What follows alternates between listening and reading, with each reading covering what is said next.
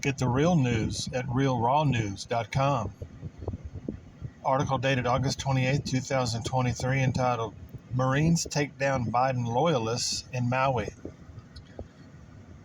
A Marine reconnaissance platoon in Maui was forced to kill 15 civilians from the U.S. Army Corps of Engineers, part of the criminal Biden regime's joint task force called JTF-50, who had arrived in the state to allegedly distribute water and food and evaluate the incomprehensible damage, a source in General Smith's office told Real Raw News. Criswell and FEMA are put in charge of the task force, and armed forces there are loyal to the fake President Biden, and they're trying to undo all the help we've done. It's a bloody, bleeping war zone out there, he said of the unspeakable carnage.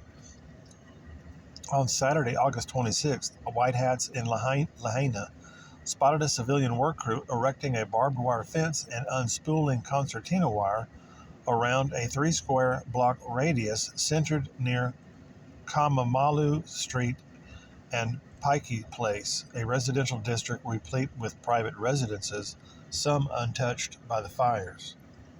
If any civilians were in the area, they were in hiding. They're probably already learned if you resist, you get shot, he added. The Marines, however, had observed the would-be jailers at a distance and determined they were unarmed and, at least for the moment, unprotected. Covered by 24 rifles in the capable hands of 24 Marines, the platoon's senior NCO, a gunnery sergeant, casually approached the work crew and asked the foreman what he thought he was doing. Our source said the foreman mistook the Marine for one of Biden's guys. He thanked the gunnery sergeant for checking on his crew and said he hadn't heard any recent reports of insurrectionists, meaning white hats, in the vicinity that morning. But when the gunny wanted to know who authorized the construction of the fence, the foreman grew nervous and said, Deanne Criswell and General F. Logan, who do you work for? On August 12th, the criminal Lloyd Austin appointed General Logan to lead the regime's military operations in Hawaii and instructed him to obey Criswell as FEMA was in charge. Quote, yeah, I'm pretty sure we don't answer to the same people, the gunny reportedly said. I'll need to stop what you're doing now. I need you to stop doing what you're doing now.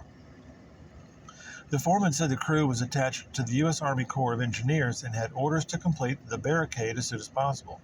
He also said the federal government was seizing the area under the authority of eminent domain, an archaic and overused law that allows the feds to take private property for public use.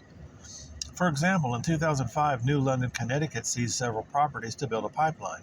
When property owners refused to sell, having been offered pennies on the dollar, the city evicted them and stole their homes.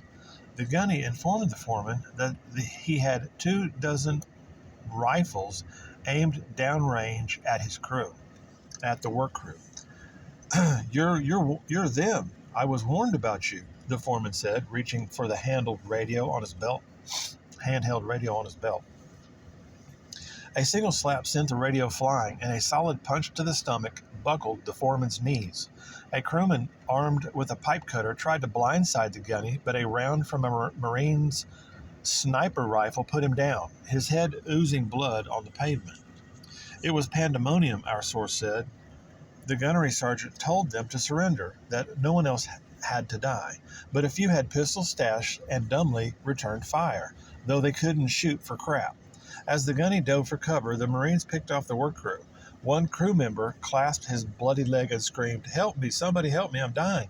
No one besides the foreman was left alive to even aid him.